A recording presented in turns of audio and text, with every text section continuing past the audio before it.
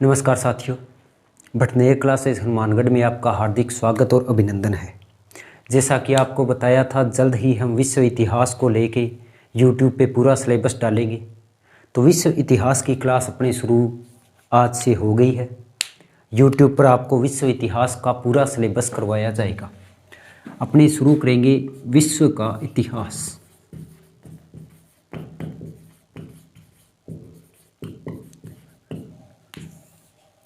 School व्याख्याता, college lecturer और अन्य जिस भी परीक्षा में विश्व इतिहास का सिलेबस आएगा, उसमें अपने ये विश्व का इतिहास पूरा का पूरा सिलेबस अपने लिए इम्पोर्टेंट रहेगा। स्कूल लेक्चरर के हिसाब से सिलेबस अपलोड किया जाएगा। पूरी की पूरी जो टॉपिक वाइज वीडियो है वो आपको मिलती रहेगी। अभी शुरुआत में एक वीडियो मिलेगी, लेकिन बाद में जैसे जैसे आगे बढ़ेंगे पर डे क्लास का टाइम बढ़ता रहेगा और पूरा विश्व का इतिहास आपको YouTube पे उपलब्ध होगा। तो विश्व के इतिहास की अगर शुरुआत की बात करें तो अपनी शुरुआत होती है सभ्यताओं से, और सभ्यताओं में आज से हम सबसे पहले शुरू कर रहे हैं यूनान की सभ्यता।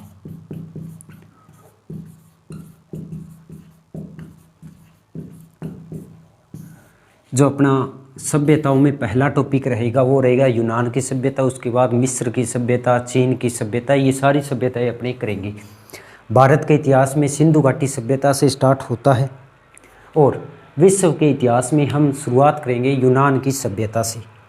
तो यूनान की सभ्यता का हम सबसे पहले बात करें तो इस सभ्यता की जो खोज है या इस सभ्यता को प्रकाश में लाने का श्रेय दिया जाता है एक व्यक्ति को, जिसका नाम था हेनरी स्लीमेन। ये एक जर्मन विद्वान था और इस यूनान की सभ्यता को प्रकाश में लाने का श्रेय इसी हेनरी स्लीमेन को दिया जाता है। यूनान की सभ्यता की खोज हो गई। खोज होने के बाद इस सभ्यता के जब अवशेष खोजे गए तो इस सभ्यता से संबंधित अन्य बहुत सी जानकारियां अपने सामने भी आई। जैसे सबसे पहले अपनी बात करें कि यूनान की सभ्यता के अन्य नाम क्या क्या है या इस सभ्यता का नामकरण कैसे हुआ, तो इस चीज़ को लेके भी हम पढ़ेंगे। जैसे सबसे पहले अगर अपनी बात करें तो यूनान की सभ्यता को ग्रीक भी कहा जाता है, ग्रीक सभ्यता। और यूनान को ग्रीक नाम दिया था रोमन के लोगों ने। तो रोमन लोगों के द्वारा यूनान की सभ्यता को ग्रीक कहा गया। दूसरा अगर अपने लेके आए कि यूनान की सभ्यता को यूनान नाम किसने दिया, तो ये यूनान नाम दिया गया था भारतीय लोगों के द्वारा, यानी भारतीयों के द्वारा ये यूनान नाम दिया गया। इसके अलावा इस सभ्यता को क्रीट की सभ्यता भी कहा जाता है। क्रीट सभ्यता या इसी को कहा जाता है एजियन सभ्यता।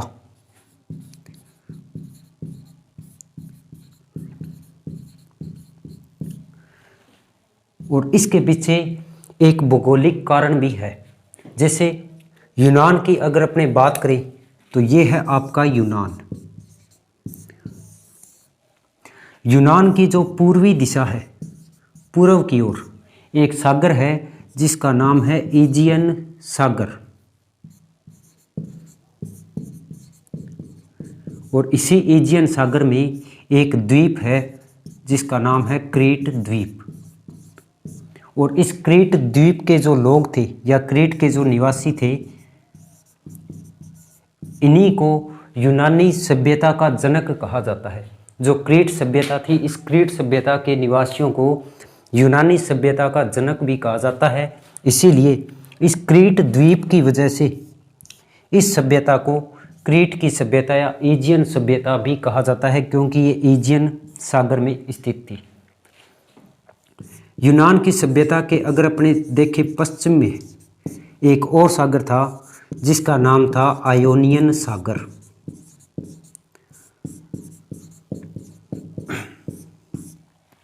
यूनान के पूर्व में एजियन सागर का एक द्वीप था क्रीट द्वीप, और इसी क्रीट द्वीप को यूनान की सभ्यता का जनक भी कहा जाता है। और क्रीट द्वीप के कारण ही इस यूनान की सभ्यता को क्रीट की सभ्यता या एजियन सागर सभ्यता भी कहा जाता है। इसके अलावा यूनान के जो खुद निवासी थे, स्वयं यूनानी, और इन स्वयं यूनानियों ने खुद को हेलेन भी कहा था। एक यूनानी विद्वान हुए थे हेसियोड, और इस हेसियोड के द्वारा इस शब्द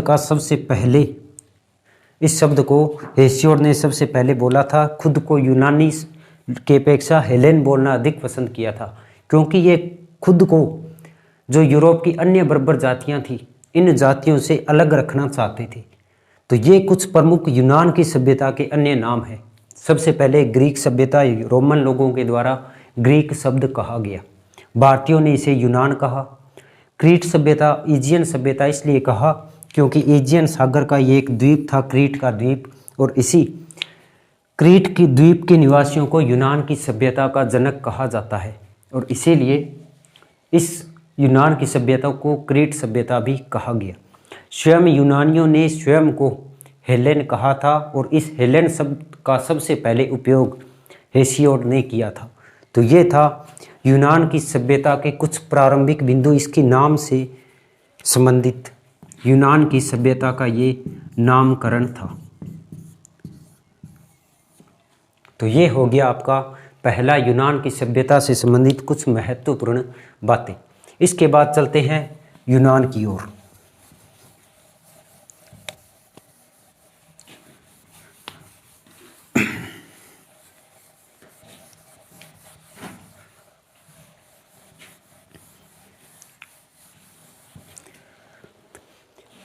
अब यूनान की अगर अपनी बात करते हैं भौगोलिक विस्तार की या भौगोलिक विशेषता,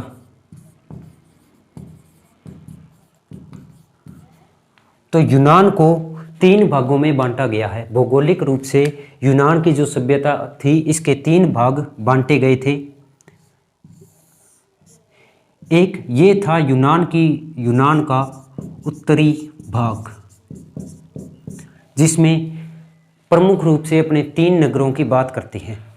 सबसे पहले जो उत्तरी भाग का पहला नगर था वो था थेसली। दूसरा, यूनान के उत्तरी भाग में एक नगर था जिसे कहा जाता था एपिरस, और तीसरा यूनान का एक नगर था उत्तरी भाग में जिसे मैसिडोनिया कहा गया। क्योंकि यूनान की जो सभ्यता है वो एक नगर राज्यों की सभ्यता थी। कैसे बनी इसके बारे में अपने बाद में पहुंचेंगे। पहले यूनान की जो सभ्यता थी उसके भौगोलिक विस्तार में प्रमुख रूप से 3 भाग बनाए गए। ये था आपका उत्तरी भाग, और उत्तरी भाग में इन 3 प्रमुख राज्यों का उल्लेख मिलता है। इसके बाद ये यूनान का था मध्य भाग, और इस मध्य भाग का एक प्रमुख राज्य था जिसका नाम था एथेंस। अपने यूनान की सभ्यता में बात करेंगे एथेंस और स्पार्टा राज्य की। तो एथेंस और स्पार्टा राज्य, एथेंस इस यूनान की सभ्यता में मध्य भाग में स्थित था, और इसका जो दक्षिणी भाग था ये था दक्षिण, और इस दक्षिण भाग का एक प्रमुख राज्य था स्पार्टा। तो ये यूनान की सभ्यता का प्रमुख भौगोलिक क्षेत्र था। उत्तरी भाग में जाएं तो 3 प्रमुख राज्यों का उल्लेख मिलता है, पहला थेंसली, दूसरा एपिरस और तीसरा मैसिडोनिया। यूनान का जो मध्यवर्ती भाग था यहाँ स्थित था एथेंस नगर, और सबसे जो दक्षिणतम भाग था वहाँ पर एक राज्य था स्पार्टा। और आगे अपने यूनान की सभ्यता में एथेंस और स्पार्टा इन 2 राज्यों के बारे में अपनी बात करेंगे। तो ये यूनान की सभ्यता का प्रमुख भौगोलिक भाग था, जिसमें उत्तरी भाग में 3 राज्य, मध्य भाग में एक एथेंस और दक्षिणी भाग में स्पार्टा राज्य स्थित था। अब यूनान की सभ्यता का नामकरण भी हो गया, और यूनान की सभ्यता के प्रमुख भौगोलिक अंग भी हो गए, जिसमें अपने 5 राज्यों की बात की थी। पूरी सभ्यता में अपने पड़ेंगे 2 राज्य, एथेंस और स्पार्टा। लेकिन उत्तरी भाग के जो 3 राज्य और थे, थेस्ली, एपिरस और मैसिडोनिया, उनकी भी अपनी चर्चा कर ली। यूनान की सभ्यता के अगर अपने विभाजन की बात करें काल के आधार पर, ये जो विभाजन अपने पढ़ेंगे ये होगा काल के आधार पर।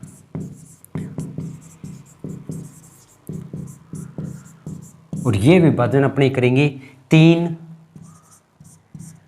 विभाजन काल के आधार पर। यूनान की सभ्यता है, इसके 3 भाग करेंगे अपने, जिसमें पहला जो काल होगा वो होगा हेलाडिक काल, जिसके बारे में अपने विस्तार से बात करेंगे। दूसरा एक काल होगा जिसे कहा जाएगा हेलेनिक काल, और तीसरा जो काल होगा इसे कहा जाएगा हेलेनिस्टिक काल।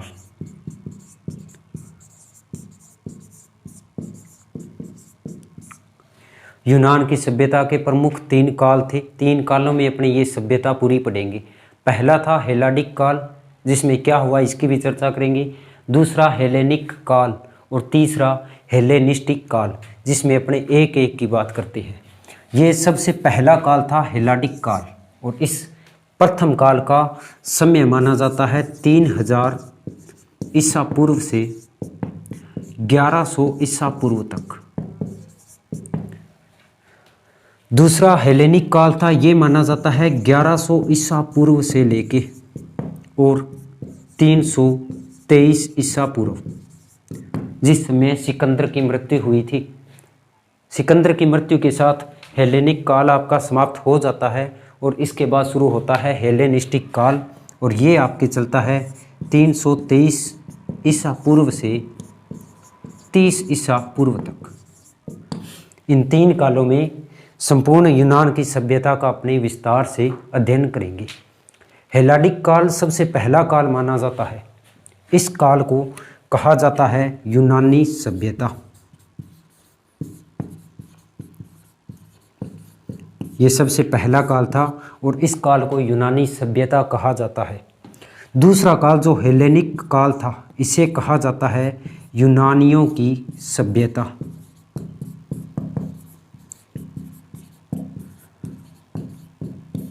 और तीसरा जो हेलेनिस्टिक काल था, इसे कहा जाता है यूनानियों से प्रभावित सभ्यता।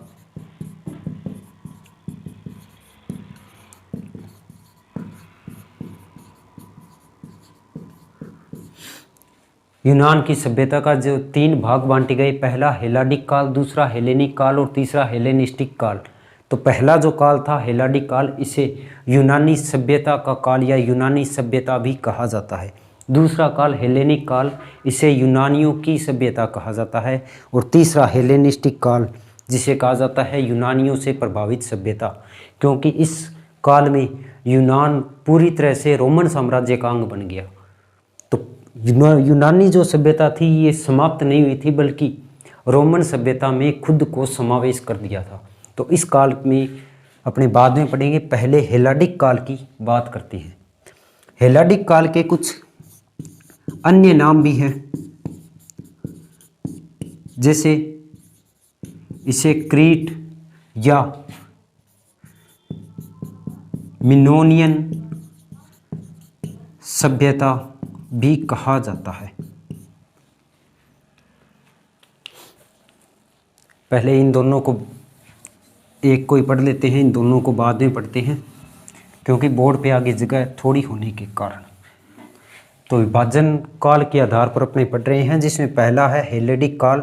इसको यूनानी सभ्यता या क्रीट या मिनोनियन सभ्यता भी कहा जाता है। क्यों कहा जाता है ये भी देख लो। क्रीट का आपको पहले ही बताया था, ईजियन सागर का ये एक द्वीप था, ईजियन सागर। और इस सागर में ये जो क्रीट के निवासी थे, इस क्रीट को कहा जाता है यूनानी सभ्यता की जननी। तो इस वजह से इसका नाम क्रीट की सभ्यता हो गया। और मिनोनियन सभ्यता इसलिए कहा जाता है कि मिस्र की सभ्यता में अपने पढ़े अगर राजा की उपाधि तो वो थी फराउ। तो मिस्र में जो फ़राओ कहा जाता था, वैसे ही यहाँ यूनान में जो राजा होता था उसे मिनोस की उपाधि प्राप्त थी, क्योंकि यूनान में मिनोस है वो देवता माने जाते थे। यूनान में मिनोस नाम के एक देवता थे और जो राजा होता था वो इसी मिनोस देवता का प्रतिनिधि माना जाता था। तो मिनोस देवता का प्रतिनिधि या मिनोस देवता के प्रतीक के रूप में जब राजा को माना जाता था तो यहाँ पर राजा मिनोस की उपाधि धारण करते थे और इसी वजह से मिनोस के आधार पर इस सभ्यता का नाम मिनोनियन सभ्यता भी रखा गया। दूसरा, क्रीट के बारे में, अपने एजियन सागर में ये द्वीप था और इसे यूनानी सभ्यता की जननी भी कहा गया। इसके अलावा जो क्रीट, ये जो क्रीट प्रदेश था, यहाँ पर कपड़े का एक विशाल कारखाना भी था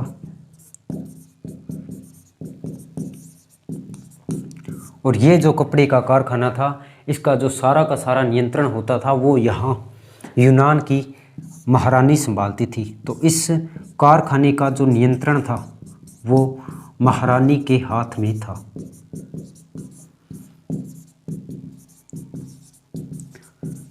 क्योंकि यहाँ पर इस समय क्रीट जो क्षेत्र था वो एक मतलब उन्नतिशील नगर कह सकते हैं अपने, क्योंकि यहाँ पर कारखानों की भरमार भी थी।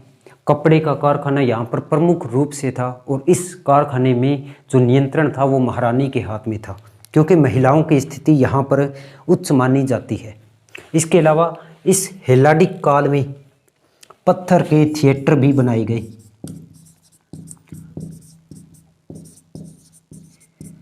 इस जो हेलाडिक काल था यहाँ पत्थर के जो थिएटर थे वो उपलब्ध होते थे, मिले हैं पुरातत्व में। और इन पत्थर के थिएटरों में सार्वजनिक समारोह का आयोजन किया जाता था। सार्वजनिक समारोह या नाटक आदि होने के अवशेष प्राप्त हुए हैं। तो इस समय पत्थर के थिएटर इस हेलाडिक काल की प्रमुख विशेषता थी। इसके अलावा क्रीट का एक कारखाना जहाँ का सारा जो नियंत्रण है वो महारानी के हाथ में था। औरतों को यहाँ पर जो है औरतों की स्थिति उच्च मानी जाती है, क्योंकि औरतों के हाथ में पूरे कारखाने का नियंत्रण था। इसके अलावा जो औरतें होती थी, महिलाएं, उन्हें बहुत ज़्यादा अधिकार प्राप्त थे। जैसे अपने बात करें तो मंदिर में पुजारी के तौर पर औरतों को ही रखा जाएगा। यूनान की सभ्यता में जो मंदिर थे वहाँ पर औरतें पुजारियों की जगह नियुक्त होती थी, यानी औरतें हैं वो पुजारी का काम भी करती थी। इसके अलावा जो महिलाएं हैं वो मुक्केबाजी में भी भाग लेती थी, यानी खेल कूद में भी इस हेलाडिक काल में यूनान में महिलाएं अग्रणी थी। यहाँ पर महिलाओं की शक्ति के रूप में या मातृ शक्ति के रूप में एक री नामक देवी की भी पूजा की जाती थी। तो री देवी है, इसे प्रकृति की देवी भी माना जाता था और इसे मातृ शक्ति की देवी भी माना जाता था। तो अपने कह सकते हैं कि यूनान का जो ये हेलाडिक पीरियड था, इस समय महिलाओं की स्थिति उच्च थी। इस हेलाडिक काल की कुछ प्रमुख बातें इस प्रकार है भी। एक तो यहाँ पर जो मिनोस राजा होता था वो मिनोस की उपाधि धारण करता था। मिनोस है वो राजा की उपाधि होती थी। इसके अलावा यहाँ पर क्रीट में एक कपड़े का कारखाना भी था जिसका नियंत्रण है वो महारानी के हाथ में था। पत्थर के यहाँ पर थिएटर पाए गए जहाँ पर सार्वजनिक समारोह या नाटक का आयोजन भी किया जाता था। महिलाओं की स्थिति उच्च थी। महिलाएं मंदिर में पुजारिन का काम करती थी, मुक्केबाजी में भी भाग लेती थी और इस हेलाडिक काल में री नामक देवी की पूजा भी की जाती थी। री नामक देवी जो कि प्रकृति या मातृ शक्ति की देवी के रूप में भी मानी जाती थी। इसके अलावा इस समय जो मुक्केबाजी थी, इसके अलावा महिलाएं सांडों की लड़ाई में भी भाग लेती थी। हालांकि वर्तमान में कुछ जगह इस सांडों की लड़ाई पर प्रतिबंध भी है। प्राचीन यूनानी सभ्यता में महिलाओं की स्थिति इतनी उच्च थी कि वो खेल कूद में भी भाग लेती थी। सांडों की जो लड़ाई होती थी जिसमें मुख्यतः पुरुष भाग लेते हैं, तो वहाँ पर महिलाएं भी भाग लेती थी। तो इस हेलाडिक काल में महिलाओं की स्थिति उच्च थी। क्रीट जो कि एक प्रमुख नगर भी था। 1100 ईसा पूर्व में इस हेलाडिक काल की समाप्ति हो जाती है और इसके बाद अगला जो काल है हेलेनिक काल वो शुरू हो जाता है। तो ये था आपका हेलाडिक पीरियड, यूनान की सभ्यता का जो सबसे पहला पीरियड था वो।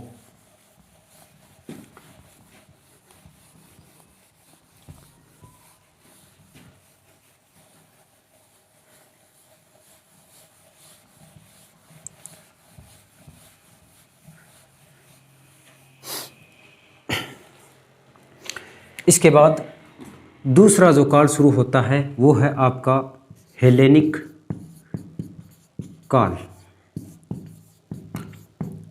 और ये शुरू होता है 1100 ईसा पूर्व से 323 ईसा पूर्व तक। हेलेनिक काल की अगर प्रमुख बात करें तो इसे नगर राज्यों का काल भी कहा जाता है। हालांकि इससे पहले अपने पढ़ा था कि इस काल को यूनानियों की सभ्यता भी कहा गया।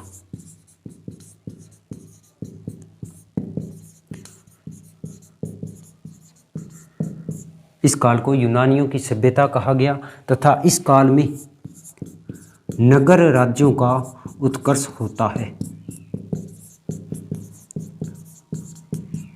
छोटे छोटे राजतंत्रात्मक राज्यों का निर्माण इसी काल में होता है, क्योंकि आगे अपने यूनान की सभ्यता में प्रमुख नगर राज्य भी पढ़ेंगे जिसमें एथेंस और स्पार्टा का इतिहास भी पढ़ेंगे। तो वो जो नगर राज्य है उनका निर्माण इसी हेलेनिक काल में हुआ था। एक प्रकार से इस काल में राजतंत्र का उदय भी हुआ था।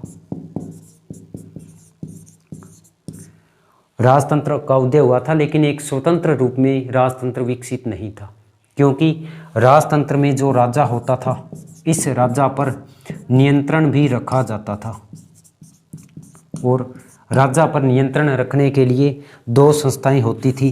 एक का नाम था ब्यूल और एक का नाम था गोरिस। ब्यूल जो संस्था थी वो एक उच्च सदन संस्था थी, उच्च वर्गीय संस्था थी। एगोरा एक संस्था थी ब्यूल, एक संस्था थी एगोरा। ब्यूल संस्था एक उच्च वर्गीय संस्था थी, जो समाज के उच्च वर्ग होते थे उनकी ये संस्था थी, और ये राजा को परामर्श भी देती थी। राजा पर नियंत्रण भी रखना, राजा को परामर्श भी देना, और ये राजा पर नियंत्रण भी रखती थी। इसके अलावा राजा के कार्यों में ये सहायता भी करती थी। तो इन दोनों ये जो संस्थाएं हैं ब्यूल और एगोरा, ये हेलेनिक काल से संबंधित मानी जाती है। पहली ब्यूल उच्च वर्गीय संस्था थी और एगोरा ये एक आम सभा थी। हालांकि उच्च वर्गीय जो संस्था थी ब्यूल, इसके परामर्श को माना जाता था राजा के द्वारा, क्योंकि राजा निरंकुश नहीं होता था। लेकिन जो एगोरा संस्था थी ये आम सभा थी, और ये राजा की जो भी कार्य प्रणाली, जो भी कार्य होते थे उनमें अपना सहमति प्रकट कर देती थी। तो इस हेलेनिक काल को यूनानियों की सभ्यता कहा गया, और नगर राज्यों का उत्कर्ष इसी युग में होता है। नगर राज्यों का अपने इतिहास बाद में पढ़ेंगे। तीसरा जो अपने विभाजन किया था वो था हेलेनिस्टिक पीरियड। हेलेनिस्टिक काल, और ये माना जाता है 323 ईसा पूर्व से 30 ईसा पूर्व तक। इस काल को कहा जाता है यूनानियों से प्रभावित सभ्यता।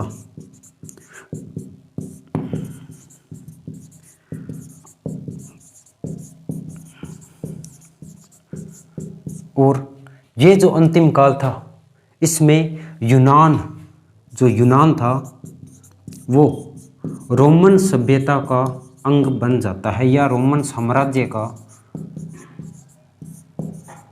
अंग बन गया। यानी यूनान का जो विलोप है, या जिसे कह सकते हैं कि रोमन साम्राज्य ने इस यूनान पर अधिकार कर लिया। यूनानी सभ्यता यहाँ समाप्त नहीं होती है, बल्कि रोमन साम्राज्य की जो सभ्यता थी, रोमन सभ्यता थी, उसमें इसका मेल हो गया, इसमें विलोप हो जाता है।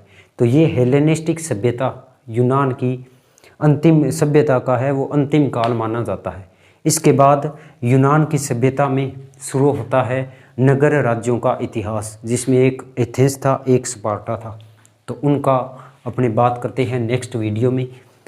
आज यूनान का नामकरण हो गया, यूनान की सभ्यता की भौगोलिक विशेषता क्या थी वो हो गई, क्योंकि उत्तरी भाग में भी 3 राज्य थे, दक्षिण में 1, मध्य में 1। इसके बाद यूनान की सभ्यता का काल के आधार पर विभाजन अपने पढ़ लिया। 3 विभाजन किए गए थे। पहला था हेलाडिक सभ्यता या हेलाडिक काल। हेलाडिक काल जो आपका शुरू होता है 3000 ईसा पूर्व से और ये चलता है 1100 ईसा पूर्व तक, जिसमें अपने कुछ महत्वपूर्ण बातें कर ली थी। दूसरा हेलेनिक काल 323 ईसा पूर्व तक चलता है और नगर राज्यों का उत्कर्ष इसी काल में होता है। तीसरा आपने किया है हेलेनिक काल। इसके बाद अपनी यूनान की सभ्यता में आ जाते हैं नगर राज्य, जिनके बारे में अपने विस्तार से चर्चा करेंगे नेक्स्ट वीडियो में।